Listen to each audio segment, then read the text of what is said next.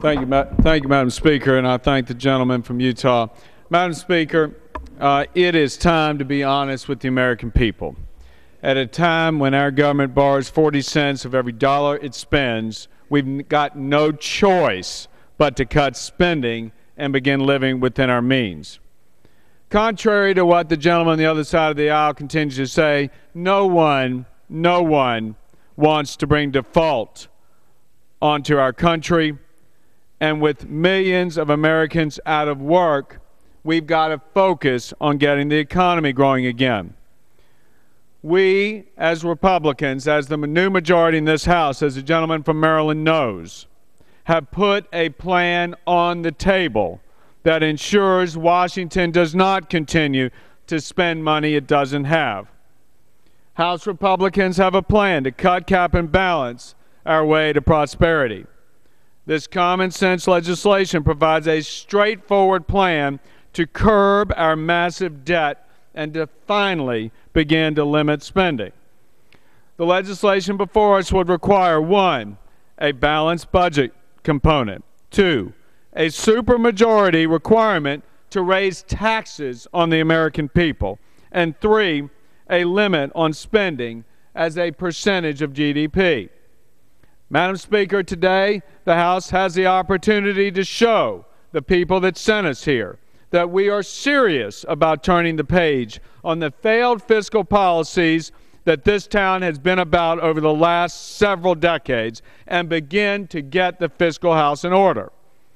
House Republicans were voted into office to change the culture in Washington, and we will not support the other side's request or the President's request to increase the debt limit without meaningful reforms to the system. 49 states, including my home state of Virginia, already have a balanced budget requirement, and it's time that the federal government reflect the same policy to get our fiscal house in order. Cut, cap, and balance makes sure that we begin to treat taxpayer dollars more responsibly, just like families and businesses do with their own budgets. We need to act today. We cannot continue to kick the can down the road. Madam Speaker, the President continues to say, as the gentleman on the other side tries to imply as well, that they want to do big things. We do as well, as evidenced by our budget that we put on the table. But we implore the other side to get serious. Let's do big things. Let's get our fiscal house in order.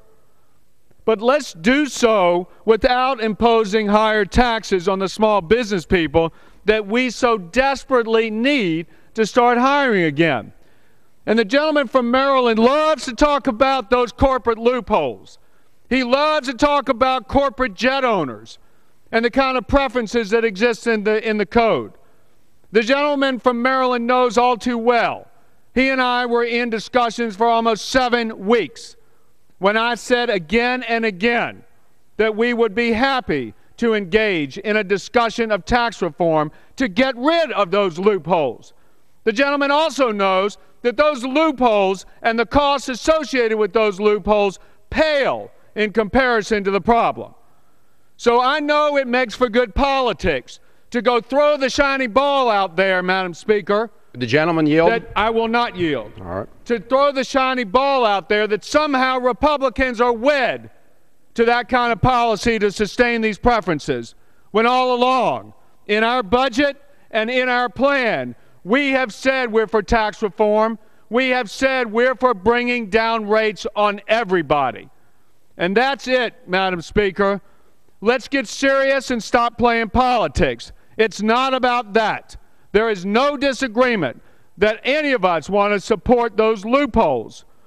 But what's really going on, Madam Speaker, in all of the debt discussions, in all of the negotiations, is the fact that the minority and its party and the President continue to insist that we raise taxes on the small business people that we need so desperately to begin creating jobs and hiring people again. And with that, Madam Speaker, I yield back. Gentleman yields back. Gentleman from Maryland.